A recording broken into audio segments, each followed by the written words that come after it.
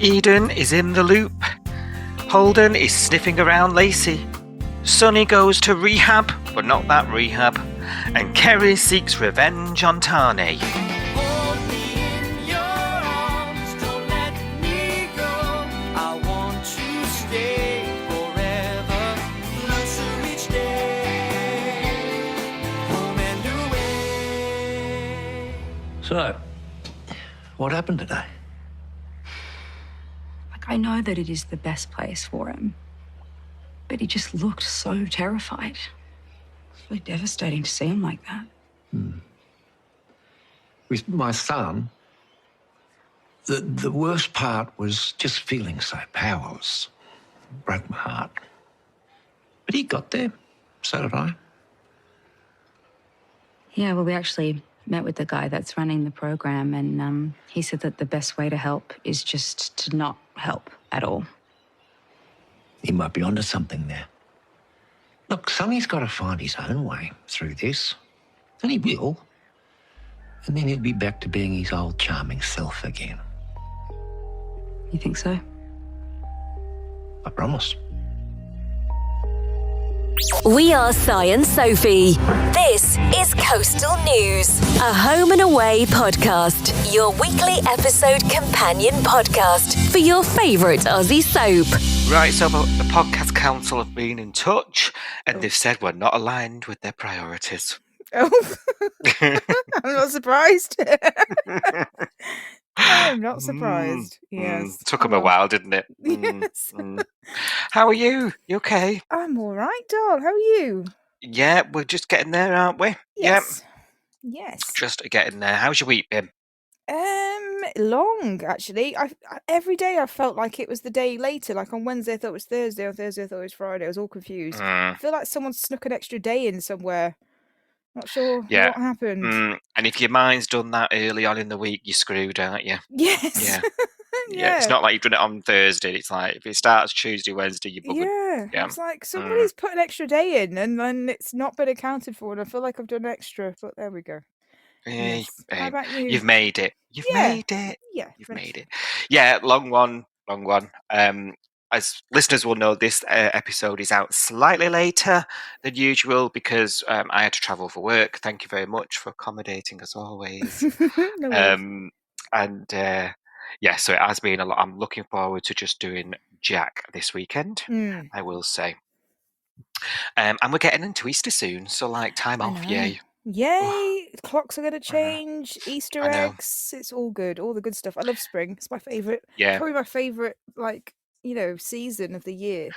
It's probably It's spring. good for the mental health, isn't it? Yeah. As they say. And it's like the furthest away you can get from the next winter, So I'm like, Yeah. oh, winter's done. The next one's ages away. I love spring. It's like my favourite. So, yeah. I don't know about you. Just discounting today, but my body is ready for the clocks to change already. Oh, I know. I'm waking up at a daft o'clock. Yeah, because it's getting lighter, isn't it? So your body's kind of naturally waking up. I keep checking my phone when I wake up and going, what? There's nowhere near time to get up. I don't wake up with a 6 in there. So good. But yeah, it's like, anyway. I prefer waking up without an alarm. It's just a bit too early. Yeah, I agree. Yeah. I agree. So get those blooming clocks changed. And every year they say, don't they, we're going to keep it. There's talk of keeping it, but Canada has, I think, haven't they? I think I read something online that they've just changed their clocks a couple of weeks ago because they're always a bit before us. And I think they said that they're not doing it again, or maybe it's parts of Canada aren't doing it again. I can't remember. I think they've been talking about it in here, haven't they, for ages? Yeah, but we've never. They said they were going to have a referendum on it. Then that didn't happen. I don't think anyone even notices these days with digital that's things. True. You wake up and it's all done apart from like you just accept oven. the time, don't you? Yeah, your oven and your microwave. You go, oh yeah, I've got to change them. As if I've noticed that. I didn't even notice my bulb had gone, Sophie. No, you and your oven. Like, does he even turn it on? What's going on there? No. A ninja. I'm a ninja. Yeah, true. Fair enough. Right. How was home and away this week for you? It was good. Lots of action. It was good. It was interesting. It was kind of comical because, you know, I haven't been a fan of Tane for a long time. As you know, Mhm. he's been getting on my nerves, and it's been quite funny to literally see the smile wiped off his face this week. Which put a smile on my See, face. So there we go. if you thought you'd had a long week. I'm sorry, I couldn't help laughing. I was like, this is hilarious. I know he hasn't done anything wrong, but it's just like, well, uh-huh.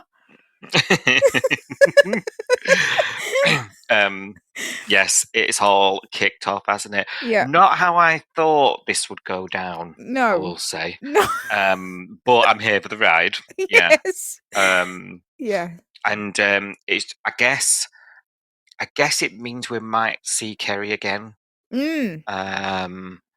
Which is good because we're enjoying her. And I mean, this biggest thing of hers, we'll get onto it, but yeah, was just quite delicious in a salacious way. Hilarious as well, yes.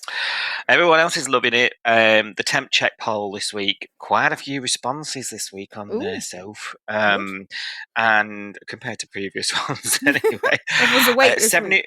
Yeah, and like a good 75% are either 3 or 4 out of 4 interesting. on there. So it has kicked it up a bit there. People reacting to it. So that's good. Yeah. Interesting. Shall we talk about this week's Home and Away? Go on then.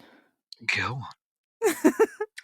Beginning of the week, Remy's struggling to play the guitar, isn't he? Symptoms are developing. He's got these pins and needles, and he's going to struggle to keep a lid on this whole thing. Thank the Lord, because it was making me a little bit anxious. Now, he plays it nonetheless. Seems to be doing all right, doesn't he? But I think we're getting a lot of these sort of... what I like about Remy is when he's going in on himself, the directing on it is like really close up, you know, like that sort of trick they use to sort of make you realise because he's bottling it up, isn't he? And then it really helps you, the audience, sort of go there with it, you know. And Max sees him playing, and she's got an idea. Why haven't you come and play at Salt again? Duh, no brainer. Just, you know, had to see you to see it. Of course, he can't, tries to say no, and she then starts clocking something's wrong. And of course, Levi's bound by medical rules, right? But she's on to the whole thing, isn't she? And then it quickly starts to unravel from here, because elsewhere, Sarge is telling Eden that the volunteer program's gone up the Swanee. She's confused, isn't she? Going ballistic about that with Cash. And of course, Cash is keeping the lie, not just about this whole volunteer thing, this funding department, but it's very intrinsically linked to the lie about Remy's diagnosis, isn't it? And because Eden reacts so big, like we all thought she would, it all has to come out, doesn't it? This and Remy ends up sort of sitting Eden down and telling him about his tumour. I expected, even though obviously Eden reacted, and rightly so, she's disappointed about this done deal that she had. I expected once she found out about Remy, her reaction to Remy and all the questions she had was I expected. But I expected her to, I'm so glad she didn't blow off at Cash. But I'm so glad that was a little understated, you know. I thought it was going to be Cash and Levi for a few days in the doghouse, to be honest. Yeah, I did. And I was a bit like, oh, we don't need that, because the important bit is that Remy's ill, not that they lied. You know, that's the important bit to focus on. And, you know, when it's something that's serious like that, I was kind of hoping it would snap her out of it and make her go, okay, you lied to me, but the bigger picture is Remy's really ill. So I need to think about that. And I think luckily that has happened, hopefully. Unless next week she goes back to, you lied to me and I can't trust you and we just got married. I can't be doing with that. A bit of the delayed reaction sort of thing. Can't be doing with that. I'm hoping it's over, to be honest, but we'll see. It's Eden, you know what she's like. And now that she hasn't got to behave herself because this volunteer with the police is out the window, you know, she could be awful next week, and she could take it out on Cash. I didn't don't think know. of that. You know, I didn't think my mind went long term. Like, and by long term, I mean a week. Yeah. Do you know what? Yeah, I think we should be braced, shouldn't we? Still, I just because think the I must next say, thing that happens between them should just be like, well, I can't trust you, you know, because you lied to me. yeah, And I'll be like, yeah, no, this is ridiculous. yeah. I was like a little bit relieved, or perhaps that was premature. Oh God, yeah. She still You're doesn't know panicking me about the now. money. Like, he said something like, Well, I gave Cash some money, but he didn't say I gave him $1 million. I know, and Cash hasn't mentioned it, has he? But he told Levi. He's told Levi he's giving him $1 million. So it's going to come out. That's going to come out. Well, and obviously Levi, I mean, she summons Levi over, doesn't she? She sits him down. She's like, right, I'm in the loop now. What we're doing. Do you think she'll get him over the line with this radiotherapy? I do. I hope so. I think, yeah, I think this is the thing that Remy needed more than anything. He needed a reason to keep going. And now he's got this best friend. I think he'll go, yeah, you're right. I need to be there for Eden. I need to get my arse into gear. She needs me. You know, he's doing that wallowing thing, isn't he? Which is understandable. He's had a bit of a shit year, you know, poor guy. Yeah. So he's doing that kind of, what's the point of carrying on, you know? I've lost my girlfriend. I've lost, you know, my business that I was getting excited about. That's gone. Theo's gone. You know, he's got a whole list of reasons to just give up. And he needed this. He needed his friend to be there to just go, no, I'm still here, and you still got a reason to fight and stuff. So I'm hoping that she's that for him. Yeah. Yeah, I think you're right. Yeah. And I think she'll push it in an Eden way. I don't think she'll take no for an answer. She's already mentioned his family, you know, you know. Yeah. I think she's come in and she's proper like, I don't mean this in a bad way, but she's proper like womaned it up. She's like, right, get your affairs in order, you know, like snap out of it. You've got to pick the option that sucks the least and get on with it, you know. Yeah, I'm not going to let this happen. She's been quite stoic about it, hasn't she? Yes. Which I think, like you say, was a long time coming, I think. Something that Cash hasn't been able to do. Cash has been like following him around the bay going, you need to tell him, you need to tell him, you need to tell him. And I guess he's been weighed down by the lie. And blokes just communicate differently to each other. And this is clearly evident, right? Yes. Yeah. So, well, we saw that as well when I thought it was an interesting chat that Justin and Remy had on the bench at one point. Because Remy sat there looking out to sea and kind of contemplating his future and whether he's got one and what he's going to do and how, you know, where does he go from here? And at this point, he hadn't told anybody else. He hadn't told Eden, had he? And Justin sat down, and Justin's there. And at this point, he still thinks his life is falling apart. So Remy's about to open up to Justin, and then Justin just goes, oh, I think my marriage is over. And then Remy's like, oh, that sucks. You know, that's how men talk. They're just like, they just kind of blurt out. Eventually, you know, normally they don't tend to tell each other anything. Like, just put a mask on and pretend. But like, he did sort of say, oh, I think my marriage is over. And then Remy's like, oh, great. Now I can't tell you I'm dying. So all I've got for you is, oh, mate, I'm sorry, that sucks. And then they just stare at the sea together, and it's like, right, that's not helping them, is it? We've still got two problems here, none of which are getting solved. So, they need someone else to come in and go, right, okay, that sucks, but let's do this, or, you know? Yeah, absolutely. Actually, now you mentioned that marriage over. This week, Marilyn's like regretting accepting that manager's job, isn't she? Typical Marilyn thinks that accepting that job has ended a marriage, and or has aided it.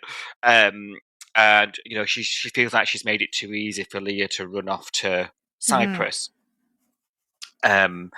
And that's not the case. Back at the house, Leah's literally taxi's outside honking. She's on her way out the door, and Justin just throws this ultimatum: "You leave that door, we're done." Apparently not. Apparently that was just words, because she leaves the door and makes the taxi do a U-E. Between Summer Bay and the airport, and she comes running back in and into his arms. And what do you feel about this? Do you feel like that's like literally to the wire, put to bed now, or do you feel like we're going to go on this sort of, you know, because it seems to be like Leah's suddenly like counseling's amazing. Yeah. Like holding hands, going for walk and talks before dinner. Twilight walks. As a I'm thinking this is like rapid for me. Yeah. It feels too easy considering how Mm. big her reactions have been recently, and how hurt and how horrible she has been to Justin. And Yeah. I mean, she was just about to fly off for 6 months or whatever it was that she said. Yeah. And now she's like, oh yeah, that was silly, let's just go to Salt for pizza. It's like, okay. Feels a little bit strange to come down from I'm leaving and I'll be back in 6 months time, so let's hold hands and go to dinner, like just after one therapy set. I mean, if one therapy session does that for you, then wow, your therapist is really good. Let's just put it that way. Yeah. Oh god, yeah. It's just it's unbelievable. It is. You think about it, Sophie. We've been watching them fall apart since November. Yes, exactly. So we're now expected to I mean, there's been more than one ultimatum. We're now expecting like one 5-minute taxi ride, and she's had a think. She needed the episode before. She needed 6 months space. Yes, it's a big ask for us to be on board with this. If I'm she's being had honest, 6 minutes in a taxi. Now that's it's a huge way back to come in like one scene, isn't it? And this is an example of how you shouldn't overbake something if you need to get it back. Yes. And I think this is a prime example of that, where they went in really hard with these falling apart, the breakup, the lack of communication. If we'd have had that for 2 or 3 weeks, struggling, and then she sees the light and goes counselling, and then has to admit, eat a bit of humble pie, it is good for me, and they work that way, that would have that I could have done with. But this was like he was living at Alf's house, for God's sake. Yes, he'd Do you know moved what I mean? out. It was over. I mean, he was telling her it was over at one point, and then she was saying no, and then she's like, no, it's over. I'm going to Cyprus. It's flip flopping for weeks. This one of them's running away constantly. The other one's going, no, come back. Yeah, and I think we don't have that elation because they lost us a while ago. Yes, with it, I think because of that flip flopping. Everybody said it was going on too long. This, I think, everyone was getting a bit fed up. But maybe the coming out of it has been a bit too quick. Even though we wanted it over, maybe it needed to be a bit more subtle, a bit more kind of like, right, we've had our first counselling session, it went really well, but this is the first step of the journey. Or I hate that word, but you know what I mean. It's the first step. It's not going to fix us, but it seems to have fixed them. So it's just yeah. I don't know. And they've not even done the whole let's try going on a date. Let's just take it. Let's. I'll move into the spare room and we'll work on it. You look after yourself for a while, and we'll go. No, we're out. We're doing coupley things like nothing ever happened, and it's like. And it's awkward for when they kind of they were walking along, and she was going, "Oh yeah, the counselling session was great," and I was like, "Oh right, we've been to counselling then, have we?" And then they bumped into Alf, and I was at first I was cringing because you know what it's like when you've been friends with a couple and they've broken up, and one of them has been, or both of them have been crying on your shoulder, and you're kind of in the middle, and then you see them together the next time, and they're happy as Larry, and they've got over it, and you thought they were going to be over. And then it's awkward because it's like, oh, right, you're back together again. And you're pretending that none of that happened. So have I got to pretend that none of that happened as well? And I didn't see you scream in each other's faces and do okay, let's all just pretend that didn't happen. It's weird. And I was thinking, Alf's having to do that right now. He's having to do the whole, okay, so you're happy then. Right, okay, so just forget that you had that big ding dong in my house. Okay. I guess you could put Marilyn in with that as well. Yeah. She was in the middle. Yes, it's hearing weird. It all. It's weird for the people on the outside going, okay, we're going to just pretend that didn't happen. Okay.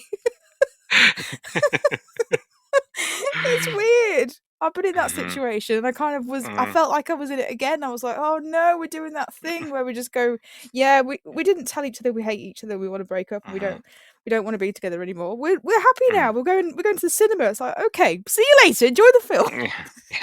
And then you turn to your other friends and you're like, start wagering your bets. Give it a year. dear. So Yeah, funny. awkward. It was awkward. Right, Sarge, sorry, not Sarge, Holden, quite the opposite, is sniffing around at the surf club this week. Got a lot to say about this, right? Signs up for a surf lesson thinking Lacey would be doing it. I'm like, mate, we had a whole plot about this. There was a whole job title and everything. Where have you been? Right. And Marley clocks his admiration and the long looks right away, doesn't he? And I, you know what's coming. Right. There are no words for this. But I must say, it is a bit of a grasp that he went sus then quickly. He's not seeing things we have that might be a little bit weird. And we've all been saying, this guy gives me the jeebie-jeebies, like Marley hasn't seen that. So when I was sort of trying to think of it from Marley's perspective, I thought, how many blokes have eyed up a woman? Do you know what I mean? And said, oh, they're into her or whatever. I thought he got there a bit fast, but the has to move fast, and the show knows we know. Do you know what I mean? So yeah. I was willing to accept it, but Marley does seem to be like championing old Lacey, doesn't he, this week? And he says to him, she just runs the shop. She's not qualified to do the lesson. She's stuck with me. Makes him do the lesson. Soon clocks that he's in a beginner's surf lesson, and he knows how to stand up on that board, especially on land. Yes, he popped up really fast. I'd have been taking 2 days to get up from lying down. My knees would be clicking and everything. I was like, there's no way I could do that. Yeah, 2 words if I was there. Beach whale. I'd have been asleep the minute I lay down and been nodded off. Oh, nap on the beach. That's just what I need. So he does actually quite openly say to him, "Look, you seem to like her." And then he starts asking stuff, doesn't he, Logan? Like, and when I say stuff, I mean about Theo. And it's like information gathering, isn't it? Because we do see him later on sort of use that grief to deflect from Lacey's questions about his behaviour. And then it starts to get a little bit like, oh, and aren't you glad Marley's about this week, Sophie? Oh no, don't use this against me. I did have to text you. I did have to eat humble pie this week. I did text you, didn't I? And I said, damn it, Marley's winning some points here for me. And I don't want to say it out loud, but I've got to admit it, that he has been really good. And actually, I have been Marley. I have been in this situation where I've seen an absolute creep sort of hanging around my friend, and I've been like, no, you know. Like, and she's too nice to notice, and she's just like, oh, he's just a nice lad, and I'm like, he's a creep. He's giving me the ick. So I did feel, and I was like, yeah, good for you, mate. I did think it's weird, because I think that the thing that I don't like about Marley was used in a way that helped this situation. So the thing that I don't like about him is he is moody and he is a bit judgy, and he can be a bit horrible. Fair. But it's worked this week because he's used it he's used his evil for good this week. So for me, it's worked. I'm like, these are the things that normally I'm criticizing you for, but in this situation, you're absolutely right, and you've been a really good friend here because you're keeping an eye out for your employee and friend, and he is noticing that this guy's a creep. And you're right, he shut him down. And the thing that I like about Marley is he's not a gossip, and he doesn't talk about people behind their back, and he would never betray a confidence. That I do like that about him. So when Holden's asking him questions about Theo, and did you know Theo, and how, what was their relationship like, and blah blah blah, he's just like, no, you're not getting any information. It's none of your business. Shut him down straight away. And I really like the fact that he did that. And I thought, yes, that is a really good friend. That's the kind of person you want looking after you when in rooms that you're not in. You need that kind of person having your back, I think. Yeah, I agree. I think that is one of Marley's strongest traits, actually. Yeah. That he does keep to his word. Yes. He might not always, have the right opinion, or he might not always be on the right side of the sword, but he's loyal to his friends. Yes. And I think I think that comes from him, and maybe I'm just like filling this in, but like being from such a big family, you know, and sisters. and So many, sisterhood, so and many having that, sisters, and being the brother that mhm, looks after them. I think he's a good yeah, older brother or younger brother. yeah, I don't know whether he's older or younger, but he's a good mm, brother because he's kind of doing that with Lacey. He's doing the older brother thing of, I'm not going to let you yeah, get near this girl. You know, I think you're a bit creepy. I'm going to let you know that you are. You yeah, know, and give you a yeah. chance to back Agreed, off. He's giving him a chance. He's giving agreed. Holden a chance before he's running off to Lacey and telling her everything. He's giving him a chance to go, oh, check myself. You know Yeah, what I mean? yeah. Hmm, hmm. I think that's a Just really gonna, good way of handling it. just gonna send you the application form for the fan club. No, you can keep that, thanks. I'm sure he'll do something to Abby next week that I don't like. Sophie Cheekbones at coastalnewspodmail.com. Not a real address, FYI. Or if it is, I'm not checking it Yeah, because I've no yeah, idea how. yeah. Her name isn't the Mailer Demon. Uh,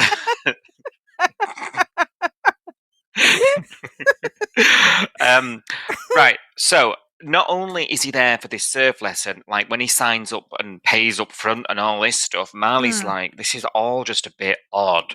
And Marley intercepts and he's like, I'm sorting your paperwork out, you know. Clocks his address and says, and questions like why he's coming so far. Like there's all sorts of dots being joined, isn't there? And I was thinking maybe he thought it was in Manta Ray, mate, but let's not open that can of worms again.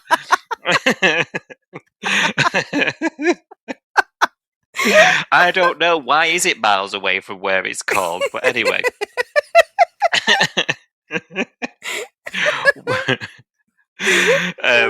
Seems he's just got the reputation Summer Bay, hasn't it? And that's he just, you know, he's got an answer for everything, Holden, at this point. Yes. Now Marley, to his credit again, he just comes out with it to Lacey. I don't like the guy. This is why, and I think you should watch your back. And I like that because you were telling me about sort of that need to be polite sort of sometimes can overpower you in situations like this, right? But we know Lacey and her type of character, and we know she's not a wallflower, right? So we know that we expect her to confront him. She does sort of, doesn't she? And when she gets these warnings, she's like, right, leave it with me. You know, but there's a lot she's not privy to. And then when Marley and Abs are leaving the restaurant, they clock him in the car park, and it's hours later, like it's dark now, and he's in the car scrolling pictures of her. Very, very concerning behaviour. And Marley tells him to do one. Taken of her when she's unaware that he's taking pictures of her. That gave me the creeps. Yeah, I couldn't work out if Marley saw his phone screen or not. I don't think he did. I think he just saw him sat there and looking a bit dodge. Yeah. But I love how he dealt with that. You know, he wind his window down and he's like, listen, mate, Go home. need to go. Yeah. And again, he doesn't cause a scene, doesn't fight. No. But he did it strong enough that he got the message, you know. So it's going to be very interesting to see Marley's involvement in this as this potentially escalates. It is going to be interesting. And to my horror, the next morning, he's still in the bay. I mean, I don't know where he's staying. He's having a pop at Lacey, saying that there's something going on with her and Marley. What if there is? Yeah, none of your business if it is, but it's just another tactic that he'll use to get her to open up to him, because it wasn't about Marley and her. It was about checking that she's still single, that conversation, and that she's still not looking for a boyfriend. He's just digging for information. He wanted her to react and say, oh, you know, maybe give him some information about Theo or something about her trauma, which he'll then, you know, scribble away in the back of his mind and throw it in her face later on. That's the kind of guy this guy seems to be. He wants to know all the things that upset Lacey and all her trigger points so that he can squirrel them away, and then he can go, oh, it's Isaac's funeral today. Oh, it was Isaac's funeral last week. Oh, it was Isaac's, you know, and every time I think about Isaac, you know, it's just he's going, this girl is grieving, and how can I relate to her? Oh, I'll use grief. It's awful. I hate. There are people that do that, and I hate that. It's just ugh. Yeah. Yeah, and she Fascinating. can't.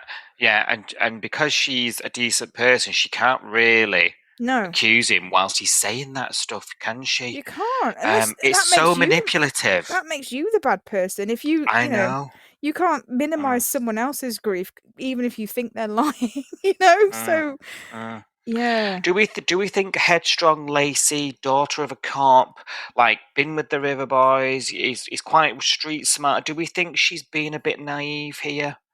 Like, Yeah, I think she's being played at the moment. I don't think it'll last long though, because I think she's too smart. You know, she brought down that Wendell guy. You know, she did a bad job of it, but she managed it. You know, she's not yeah, stupid. She doesn't suffer fools. She will see through this act eventually, but at the moment, I think because he's being manipulative and she's taking it on face value, he's just getting away with it. I don't think he'll get away with it for long. And now that Marley and Abs are sus, I don't think this guy's got any legs really. got long in it. Yeah, Yeah. let's find. Yeah, let's see, shall we? But yeah, I feel like we're in for some sort of showdown event. Which will be exciting. We like those kind of. We like to Yes. see the bad guy get his comeuppance. Don't we just? Right, Sonny's moved into the rehab clinic this week, and there's always one in there on the way in, the chatty one. It's not only me, to be fair. Sonny in name and disposition until Normally. recently. Now, is it me or is the guy that works there a bit weird? Is he? I liked him. I don't know. I'm getting a vibe, me. I'm getting like a. Oh, what kind of vibe? Tell me. He sent Dana away. I don't know. And the way the couple of attempts, I guess he knows what he's doing, and I've got to trust it, right? He's But testing him, the way isn't he he? spoke, yeah. But is that good? Is that good care? It's Like, tough love, isn't it? It's the not namby-pambying, because you know, if this is Sonny, let's pretend I don't believe for a minute that Sonny's going to be in a wheelchair for the rest of his life. I think it's Summer Bay, and this will have and to we've get been resolved. reminded again this week he's got temporary. Yes, yeah, It was in the name it is. of whatever he's got. But if we are to believe that he's going to be in a wheelchair for the rest of his life, he's got to adapt. He can't have someone pushing him around, and he can't be a baby, and he has got to face reality. And unfortunately, I think he has got the tough love mentor in the rehab facility who goes, come on, he'd not even he'd not even been to his room yet. I know, but I think it's to test. I think he's pushing him. I think he wants to see how he'll react when he's scared. He wants to see how he'll react when he's pushed out of his comfort zone, and then he knows what kind of person he's dealing with. I think it's all a test. I don't think this guy's evil. I actually quite like. Was it Warren or something? The bloke. I don't know because I just was just hair. scowling. I liked him. I thought. I think he's meant to be that way, and I think it'll be one of those things where eventually Sonny will say thank you for doing that, because it made me. Yeah. Do this I did like actually that he went to the bay to find Dana. Yes. Actually, when he sort of he finds out that Sonny's done exactly as I predicted. And told her that this isn't for you. Yeah. I mean, it's a soap trope, isn't it? It's inevitability. Yeah. But I can't really claim too much on that one. It was an inevitability, but yeah, but I do like that spotted the pattern. You know, that's part of watching a soap, is spotting the pattern and predicting things. So yeah, that's true. You were right. When all that went down, I thought it was good of him to sort of go and visit her and be like, you know, this is because he must have probably felt a bit of responsibility almost, but he sort of went to try and explain himself, didn't he, to Dana, and explain the situation. And this guy knows what you have to know. He knows what he's doing. He's seen this before. He knows how this goes. You know, so I did like it that he did that. Yes. The direct, what do you did you you know, like, just me being a bit nerdy, but the direction of these scenes at the rehab clinic, I really liked. It was a weird camera angle, wasn't it? Yeah, like Yeah. fisheye almost, wasn't it? Yeah, because I kept looking at Sonny and thinking he looks different, but I couldn't work out why. And then I was like, "Has his face been elongated?" He almost looked like his face was longer. Yeah, they used that one of those funny lenses, you know, Yeah. that and then obviously everything behind him was sort of apertured. Yes. Yeah. And it was like the walls closing in on him. You know, the Yeah. reality is, and I thought I actually really liked that touch. I checked the director, actually, Ian Watson. Thank you. Ah, okay, cool. Thank you. And it's similar to the Remy, what they were Yes. what they've done with Remy as well. Mm. Quite a good Maybe it's like comparison. the medical lens for when we have Medical lens, yeah. medical trauma that we need to accept. Mm. Put the medical lens on.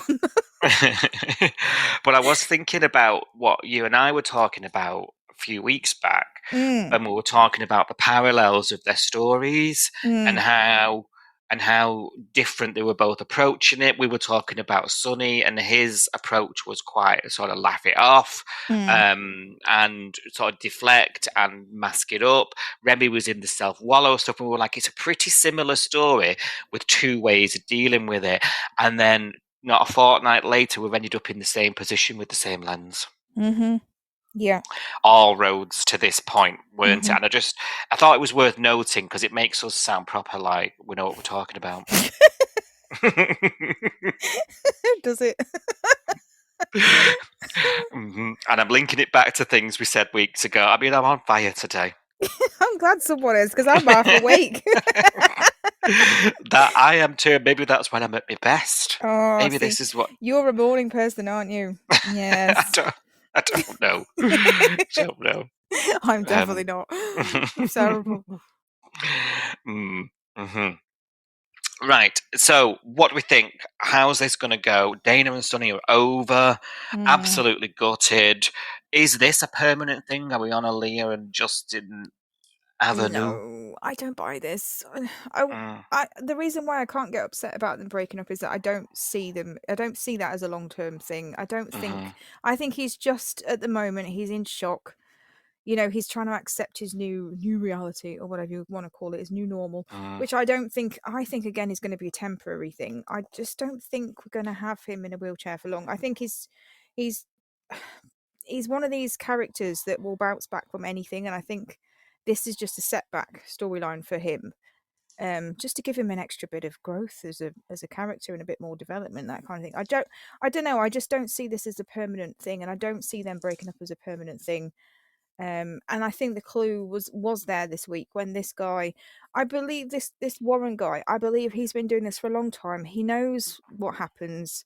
He's seen it before. He was just trying to get like the lay of the land with Sonny, work out what kind of character he is.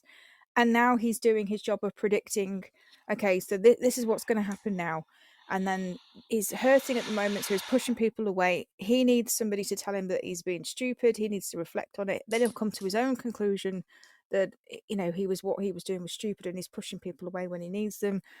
And we heard him on the phone, you know, and I thought this was a really good scene actually with John and Dana, when John's there, when he turns up, and then Dana says to John, "Oh, can he stay?" And he goes, "Oh yeah, you know, are you okay with me staying?" He's like, "Yeah, Dana needs all the help that she's got as well. You know, it's not just about Sonny; it's about all the people around him that need the support to get through this." And I thought these were really good scenes because, again, John's there was like the dad, and it's like it pulls my heartstrings anyway. But this Warren guy, or whatever his name was, he walked away from the table for a minute, and we heard him on the phone to someone else.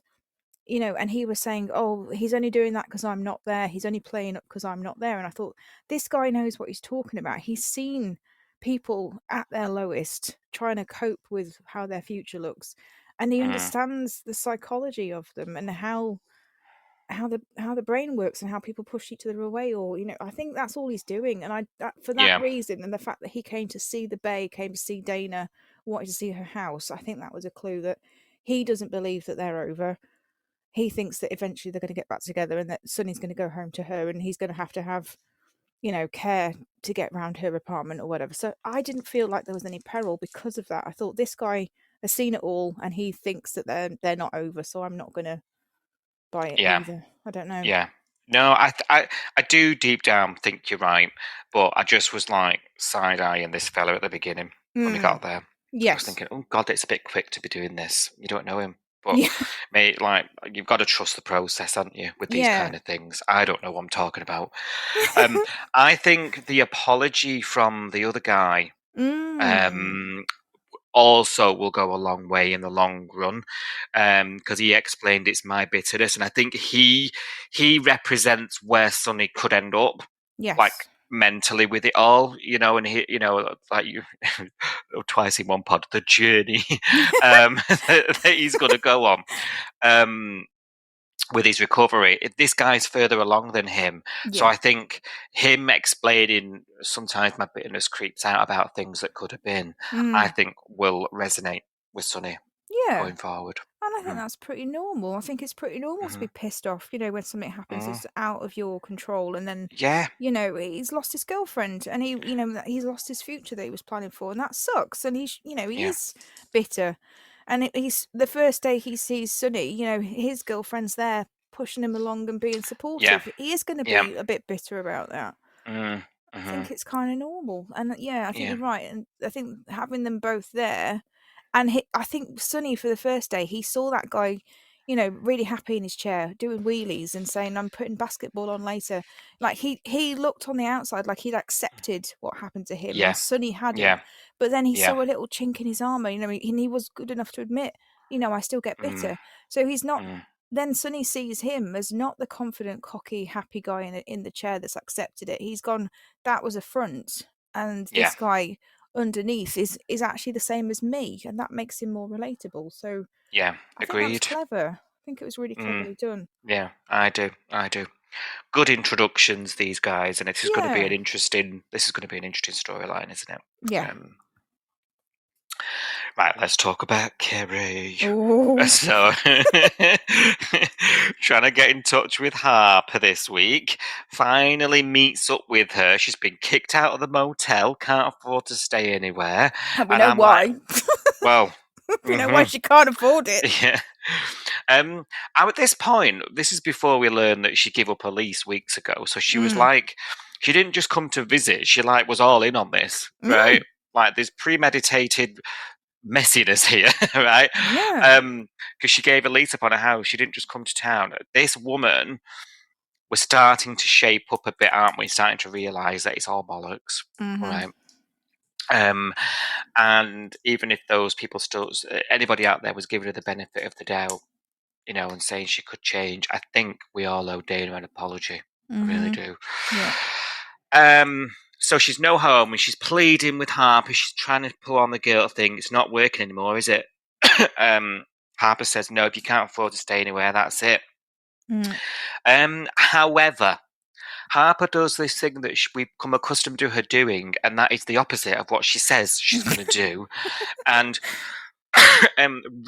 bizarrely then decides that she's told her mum to leave the bay yet again, and she says to Tani, can I let her say bye to Archie? And I'm like, what? At the beginning I bought this whole like grandson, I want to get to, you know, I want to get back in touch with my parents again, because I've had a kid now and that changes my priorities and I've got to think of them. But at this stage, Archie's not going to know whether he said hi or bye to her. Like, I don't understand your reasoning for this. No. And I think what happens subsequently, Harper was going to have to bear some responsibility for, I think. Yes. Absolutely stupid move. And then even stupid that Tani was like, all of a sudden, yeah, okay. Come to my house. Yeah, so she comes over. Which has to be mine, just take her shoes off. And has this sort of supposed heartwarming goodbye with Archie. Of course, Harper's given her the grand old tour of the bay now and let her know where everybody lives. Which is very important to the plot, as is, I'm going to assume, the shot of a very swanky camera baby monitor looking at Archie's cot. Made a note made a note. It We was so saw it. obvious. We It saw it. slapped us. It's like, don't worry, we saw it. Never seen this before, ever. Noted.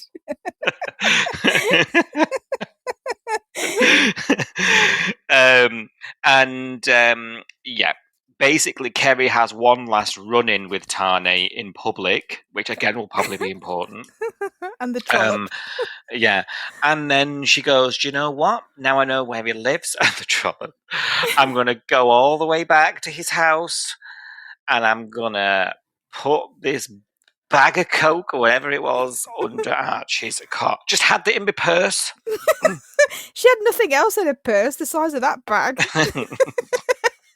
It's the only thing she's been carrying around. We were crying laughing, weren't we? We're like, there's about 200 grand worth of money there. Who's she dealing that for? And like that amount as well, I'm thinking, God, there's going to be some like higher up after money. Yeah. Do you know what I mean? It's like the Ozarks or something next. I think there's going to be some drug pin come after her. Oh, God. Now, Yeah. we've been saying, is she on the drugs still? Well, she's definitely got possession of an amount that once it's tested, I don't know how we had to test it, but you have to weigh it. Yeah, definitely enough to deal. So she's definitely dealing potentially for some, she's still in that world, isn't she? Yes. Well, she got it bloody quickly, didn't she? Because 1 minute she's at their house saying goodbye to her grandson. So did she have it in her bag when she was visiting the grandson? I don't, but she's pleading poverty on the other hand. Yeah, because she's let her lease go and she's spent all of her money in the world on a giant bag of drugs. No wonder she's got no money left. Just what? It was a bit nuts. Don't get it. I don't get it. It's hilarious. And you're a special kind of nana to plant it not anywhere but under your grandchild's cot. Awful. The anonymous tip-off was weird as well. Like, it's in the bay. Mm-hmm. Like, we know she was in the bay that day. She's been seen in public shouting trollop at Joe. Like, she didn't even put an accent on or anything. I would have put an accent on. It feels open. It's going to be recorded. It feels open and shut, this. Like, terrible. Cell site tower, a phone number, like, and this. So she tips off the police, and then Sarge does this really. Oh God, Sarge is starting to do my head in. I can't cope with him.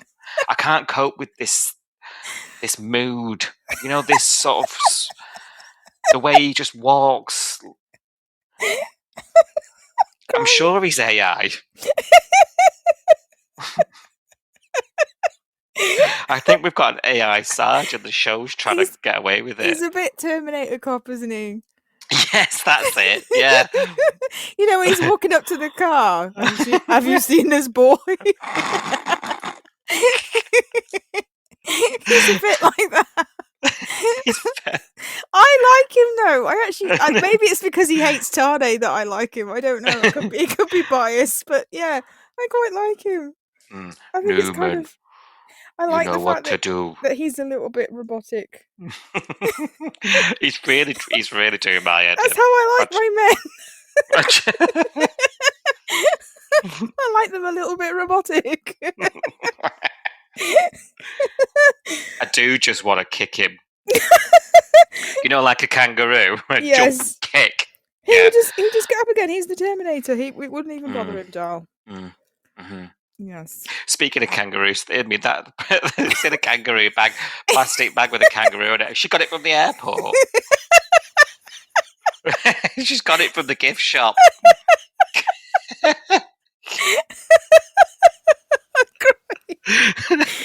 You've got to find the funny moments. Like, this house raid was hilarious. Oh, right, God. Turf the house upside down. His daughter's in there in her knickers. I mean, talk about awkward. And it's so funny because Sarge is like, "You stand down, Newman. This is a conflict of interest because you know this guy." And it's like, yeah, but your daughter's in her underwear there, very well known to this guy. Yeah, and also she's in the house where the drugs are found. Not even asked about it. Not even taken in for questioning. They could be, because at the end of the day, they've got to. I know this is YCPD, so I think what they'll do is they'll go, bag of drugs in this house. this guy's a crim. It's his house. He lives there. Case shut. And they won't even do any investigation. But what they should be doing is questioning everybody that's been in that house recently, because anybody that's been in that house potentially could have put that baggie there. So that's Joe, that's Harper, that's Harper's mum, because she was there. You know, he should be saying, who's been in your, if this is not your baggie, who's been in your house? They should be fingerprinting it, because I looked and she wasn't I was going to say wearing... this. Yeah. And Tane's prints are not going to be on it, are they? No, exactly. So the only prints that are going to be on it are hers, because she didn't look like she was wiping it off or wearing gloves or doing anything to, you know, to try and conceal the fact that it's, you know, she's put it there. So I just think, are we gonna get YCPD going? He's banged to rights. The bag's there. It's his bag. Done. No testing. No investigation. No. He needs to get a good lawyer. This is where we miss. He does. Well, we miss when they can be Morag. asked turning up. I know. I was thinking, if this was Morag, she'd be in there. She'd be screaming in Sarge's face. She'd be going, "You've got nothing." How can you? And also the whole this is what kind of annoys me about shows, and I guess it's like it is a soap, so you have to give them some slack. But he's like, oh yeah, we've weighed the drugs and we've tested probably the purity of them and all of that stuff, and the amount and the kind of purity of it means that he's not just in possession, he's also dealing. And it's like, this is something that gets banded around on shows where they go like, oh, we found 200 grams of coke, therefore he's a dealer, and it's not. In real life, it's not that straightforward. You'd have to prove with something that he else. Was the dealing, yeah. You'd have to find little messages. Yeah, like messages from people saying, "Can you hit me up with some stuff or whatever?" Yeah. Or you'd have to find cash, you know, amounts of cash lying around the house. Or you'd have to find little baggies that he's going to put, because you don't just deal that big bag of drugs to someone. No. Yeah. Look at scales. Yeah. You know, like there's got to be other stuff to paint the picture, hasn't there? Exactly. Not just one giant bag of drugs under a cot that anyone could have put there. It's all a little bit far-fetched to get to that conclusion. And this is why we need a lawyer to go, hang on a minute. You know, who else has been in the house recently? Who's got a grudge against this guy? Why would he do this? Like, it doesn't make any sense. He's on a suspended sentence. He's got to be squeaky clean. And who's the caller? Who's been in his house that knows about it? What is the investigation? Because apparently the only person looking into that is Cash on the DL. Yes. Yeah. And only because Tane's gone check Kerrie. Yeah. Do you know Cash, any excuse for a secret mission? I know. Cash, innit? Oh, he's going to get himself in trouble. I know. How he's not already, to be honest. And he keeps calling him senior constable, and I'm like, does he keep calling him senior constable because he's going to get demoted soon? Again. And one of them stripes is going to be ripped off his arm. He's going to be sent to blooming Mangrove River again, isn't he? It's not there, darling. It's been firebombed. I forgot about that. Yeah. Listen, how long do we think it's going to take Tane to realise that the whole thing has probably been filmed on the baby monitor? Should we have a guess? It's going to take him at least 5 business days. Yeah. Yeah. Okay. I'm going to go weeks, you know. I think it's going to go about 3 weeks. Oh my God. For him to remember that the baby monitor's probably filmed her doing it. By which point it's probably been deleted from the cloud. Oh, God. Oh God, yeah. Kerrie super hacking into the. Well, those cameras, they only keep the footage for about 30 days, don't they? It's probably going to be gone by the time he remembers. Oh dear. Yeah. So you're going 5 business days. I'm saying 3 weeks. Let's see where it lands.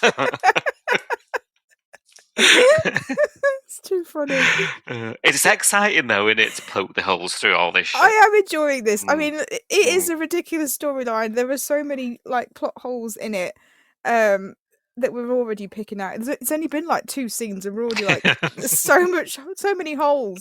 But I am enjoying it because it was really funny the way it played out, because he was like the cat that got the cream. He was in Salt. He had his 2 women there, his baby. He was grinning over the fact that Joe was holding the baby, and he was like, "Oh, my life is all sorted. I've got a girlfriend who likes my baby. I've got an ex-girlfriend who doesn't hate me anymore, and is going to let me have 50% custody." Like, life was looking pretty rosy for Tani, and then all this happened, and the grin just got wiped off his face, and I just had to laugh because I was like, well, you know, it's karma. It's not. You enjoy watching Tani suffer. I do. That is the top and tail of it. It's about time. He's got. I'm not being funny. The thing that annoys me about this storyline is that Kerrie is right about Tani and all the stuff she says, and all the times that Harper goes, I know it is. You don't know a decent man, and I was like, he's not a decent man. He's terrible. It is funny that she's right, but She's like right, but she's nuts. No one's going to listen to her. And I'm like, I feel like it's almost a dig at me because I feel like she's saying stuff that I would say about him. So I'm like, she's right, but then because she's a massive cokehead or whatever, no one's going to take any notice, and I feel offended.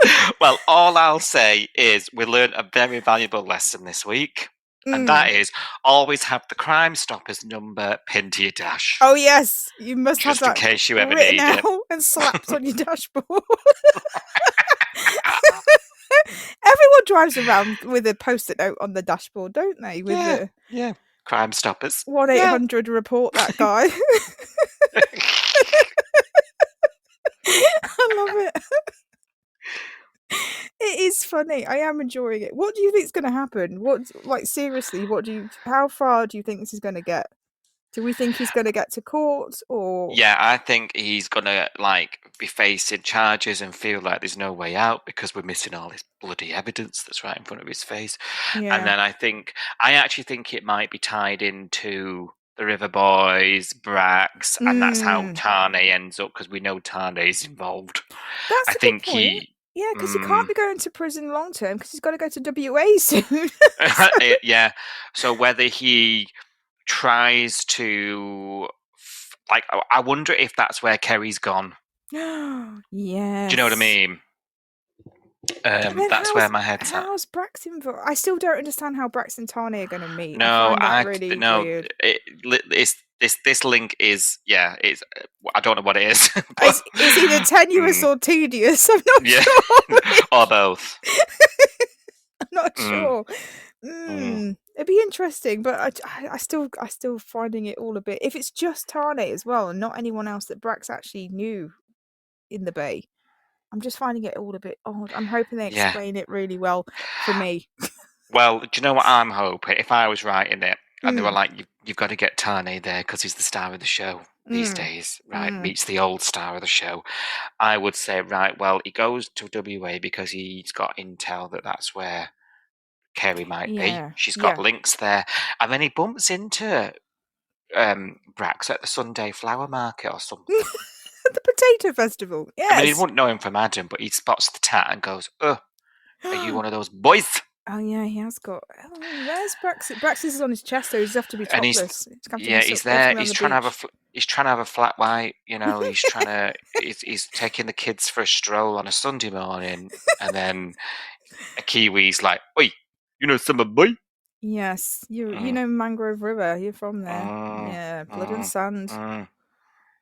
There we go. So that's what I am thinking. It's still really tenuous and possibly tedious, but yeah. Okay.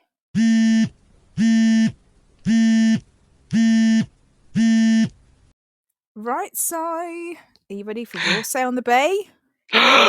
My say on the Bay? Not heard that for a couple of weeks. I needed it. I needed to hear it. This is just a reminder, really, that we are looking out for your say on the Bay. You guys out there listening. I think we're about to hit a couple of weeks of really good storylines in terms of entertainment value, and probably lots of people having, comments and feedback on what's happening on the show. So if you are watching the show and you want to get in touch and talk to us about what you think about what's happening on screen, you just have to do that by going to our website, don't you? So if you go to coastalnewspod.com and you navigate your way to the You'll Say on the Bay section, there's a form there where you can put your name And you can fill in the box. You can type all your thoughts in there. Tell us what you think about all the things that are happening on the show at the moment. And that will get pinged to us. And then we can read them out on this section of the podcast. Also, if you don't want to do that, we are also on social media. So you can follow us on Coastal News Pod on Facebook, Instagram, Threads, YouTube, Twitter, Blue Sky. We're on all the apps, aren't we? And we also still tweet along live. So if you're watching the show from 6:30 till 7 p.m. Monday to Friday in the UK, and you want to jump on X, Twitter, use the Home and Away UK hashtag. You can see everyone that's online during that time and talking about the show and what they think of it. And join in the discussion on there as well. So however you want to get in touch, there's several ways you can get in touch with us. You can come on the tweet along, or you can send us a form at coastalnewspod.com and let us know what you think. And Sam's done that this week, actually. Sam got in touch on the form. So he was obviously watching Thursday's episode and said, my heart is racing. So really enjoying Thursday's episode. I don't know if my heart was racing. What was was it Kerrie stuff? It was Kerrie planting the drugs for the day after, wasn't it? And then making the phone call. And it is good. I think Home and Away is good at these things. Yes. The high drama is always good. Yeah. He says, my heart was racing. It will take its time, but the truth will out, surely. Well, how much time? We were just sort of estimating on the podcast, weren't we, just now, about how long we think this could be drawn out for. I think 5 business days until the nanny cam's found. You think a few weeks? I think a few weeks, yeah. Yeah. Before anyone thinks about it. But the truth will out. I do think the truth will out. What do you think? I don't think he's going away forever to prison, and never seen again. I don't think it's that. So I think the truth. Why? I think Sam's right. Well, yeah, because it's Tane. After 3. 1, 2, 3. Not doing it. Tane gets what Tane wants. And Sam that'll annoy Sam. Sorry, Sam. Tane gets what Tane wants. Yeah. Sam says when the police arrive, they're already there. Actually, they sent most of YCPD to his house, which was hilarious. I know. Can we just say that was kind of out of proportion for the crime that was. It was funny though, weren't it? It was a bit over the top. Let's take the entire station to this man's house for some drugs. But anyway, that woman, when she was like, she got that box of paperwork and was like, out of the box, she was like, nope, throw. It was like, ooh. She wasn't even looking at it. No. Like, flip. That's so funny. That's so funny. And like, going back to Robot Sarge, when that guy was opening all the cushions, he was like, all of them. And I'm like, oh, yeah, I was going to leave one. I'll leave that one. That one looks really nice. Not going to destroy that one. That was the cost of a fiver.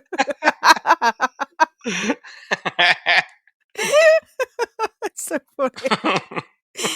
It's so funny, honestly. Oh, I was crying laughing. But he says when the police arrive, they're already there. They can fingerprint the baggie? ? We said it, didn't we?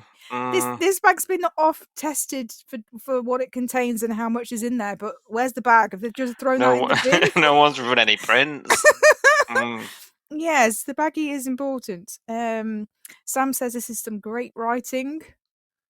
And he says the police have let Tane know where the bag of kangaroo drugs were found, so tell David to check the nanny cam.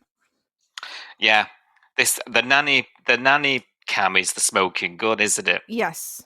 Yeah, definitely. Slapped around our face. But Sam hasn't said how long he thinks it will take to get to nanny cam footage. So if anybody out there has got any predictions, so we have got five working days or 3 weeks so far. What are your predictions for how long we're going to have to wait until the nanny cam footage finds Kerrie planting the drugs? Or will she remember? Will she start to drive out of town and then remember clocking her camera and then have to go back and grab it? Like, why didn't he lock his door? Can we just go? Why is nobody talking about the fact that Tane didn't even lock his front door and she didn't break in? Question that. She didn't even break in. She just walked in. I didn't question that. It's weird when they do lock up, though, innit? Let's face it. But it's Summer Bay. That house has been bugged by a drug gang before. It has. Yeah, you think that would instill a bit of safety in you, wouldn't you? Yes. Yes, a gang that didn't they do something to flick on a wedding day? I can't remember. They did something, didn't they? Yeah, they were bugging the house, They weren't were they? bugging the house. Like that house has been targeted by crims before. Yeah. Anyway, and people have died in the pool there and everything. You know, Did anyone else happened. find it? I know. Did anyone else find it weird as well that like Tane was having to go and raid his own? Not Tane. Cash was having to go and raid his own old house. Yes. Imagine like going to a house that you were lived in and being like, He lives across the road as well. I know. His wife's probably looking out the window going, what's going on? Why are there 30 cops in the yard across the road?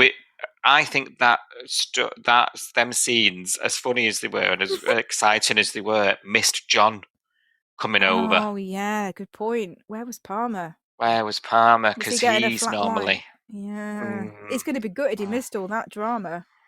Yeah. Head of the neighbourhood watch or whatever he is. Self-appointed. Right on his cul-de-sac. He's going to be fuming. So yes, so much to talk about. I mean, we're still going. We've been talking for an hour and we're still talking about it. So if you have got any thoughts, please do get in touch, because without your say, there would be no Your Say on the Bay. So go to coastalnewspod.com, navigate to the Your Say on the Bay section and fill in the form. Let us know what you think when you're watching the show next week. Or as I said before, join the tweet along. We'd love to hear from you. Please take the time to like, subscribe, and review Coastal News wherever you source your podcasts, and ensure you never miss an episode.